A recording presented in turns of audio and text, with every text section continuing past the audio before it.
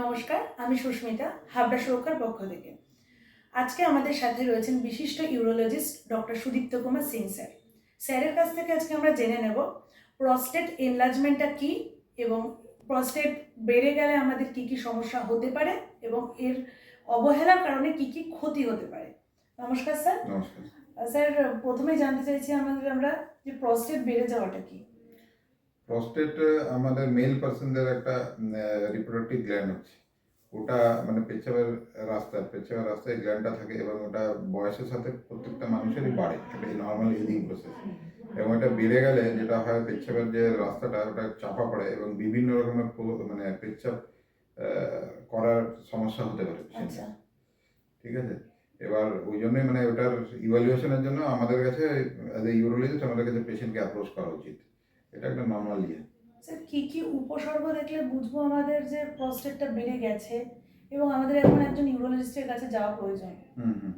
Patient অনেক সময় আমাদের কাছে কিছু কমন কমপ্লেন করে, মানে ইউরিন রিলেটেড, যেরকম পেচ্ছাপ করতে গেলে পেচ্ছাপ স্টার্ট করতে সমস্যা হচ্ছে, বা পেচ্ছাপের ধারটা ওটা সরু হয়ে বেরোচ্ছে, বা খুব চাপ দিয়ে পেচ্ছাপ করতে হচ্ছে, বা রাত্রিবেলা বারবার উঠতে হচ্ছে, বা সকালের দিকে বারে বারে ঘন ঘন পেচ্ছাপ যেতে হচ্ছে, বা পেচ্ছাপের রাস্তায় জ্বালা করছে।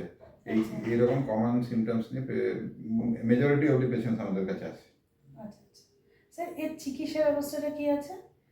দেখুন, চিকিৎসা ব্যবস্থা প্রথম তো আমাদের আউটডোরে পেশেন্টকে আগে ফিজিক্যালি হিস্ট্রি নিয়ে তারপরে একটা ফিজিক্যাল এক্সামিনেশন করি, যেটা আমরা পায়খানার রাস্তায় আঙুল দিয়ে প্রস্টেট গ্ল্যান্ডটাকে পরীক্ষা করে দেখি এবং কতটা এনলার্জমেন্ট আছে, এবং সেটা নিয়ে সিমটমস প্লাস এনলার্জমেন্ট এর একটা কোলাবোরেশন করে আমরা কিছু ওষুধ আছে যেগুলো আমরা পেশেন্টকে স্টার্ট করি ডিপেন্ডিং আপন দি সিমটমস।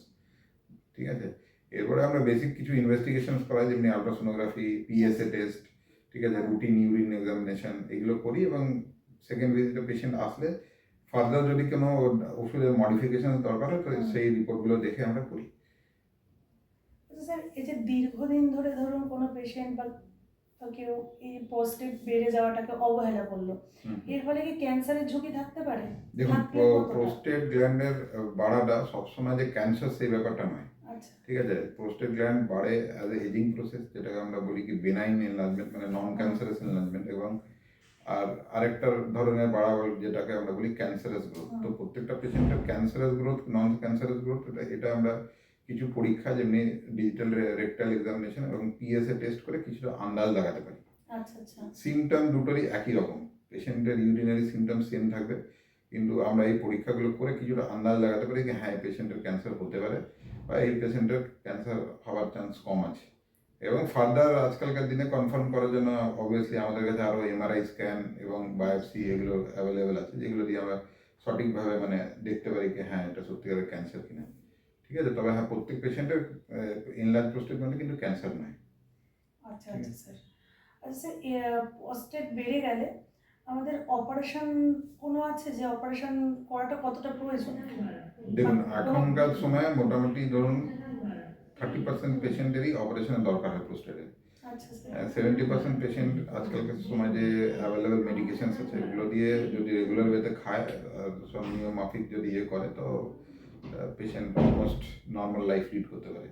কিন্তু এই 30% পেশেন্ট যাদের অনেক সময় এই ওষুধ দেওয়ার পরেও সিমটম ইমপ্রুভ করে না, বা অনেক পেশেন্ট যাদের কমপ্লিকেশনস ডেভেলপ করে গেছে, যেমনি প্রস্টেট দীর্ঘদিন প্রস্টেট এনলার্জ ছিল, তার জন্য পেচ্ছাপের থলিতে পাথর হয়ে গেছে, বা কিডনিটা এফেক্টেড হয়ে গেছে, হ্যাঁ, বা রিকারেন্ট হেমাচুরিয়া মানে ব্লিডিং হয় পেচ্ছাপে ওই এনলার্জ প্রস্টেটের জন্য। এই কিছু ক্যাটাগরি অফ পেশেন্ট আছে যাদের অপারেশনের প্রয়োজন হতে পারে, এবং আজকালকার দিনে বিভিন্ন রকমের মাইক্রো সার্জারি অ্যাভেলেবেল আছে।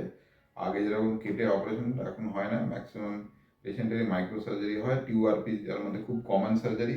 আর আজকালকার দিনে নতুন সার্জারির মধ্যে লেজার সার্জারি এসে গেছে, এবং বিভিন্ন রকমের আরও উন্নত কিছু কিছু প্রসিডিওর্স এখন অ্যাভেলেবেল আমাদের কাছে, কলকাতাতেও সেগুলো হয়। ঠিক আছে, তো এই ব্যাপার হচ্ছে, তো অপারেশন সবার লাগে না, কিন্তু অপারেশন লাগতে পারে। অপারেশন হওয়ার পরে কি মানুষ সবাই এবার সুস্থ হবে?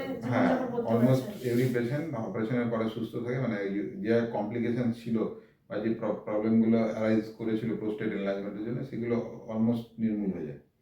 ঠিক আছে, মানে অপারেশন সাকসেস, ভালো সাকসেস রেট। আজকে আমরা প্রস্টেট এনলার্জমেন্টের ব্যাপারে জানলাম এবং এর ফল এই চিকিৎসা ব্যবস্থা সম্বন্ধে স্যার ডিটেলসে বললেন। যদি আমাদের সাথে যোগাযোগ করতে হয়, স্যার বৃহস্পতিবার বিকেল 5টা নাগাদ আমাদের হাবড়া সুরক্ষায় থাকছেন। যদি মনে করেন আপনাদের কোনো এরকম সমস্যা হচ্ছে, তাহলে স্যার আমাদের সাথে যোগাযোগ করে স্যারের অ্যাপয়েন্টমেন্ট নিয়ে নেবেন। নমস্কার।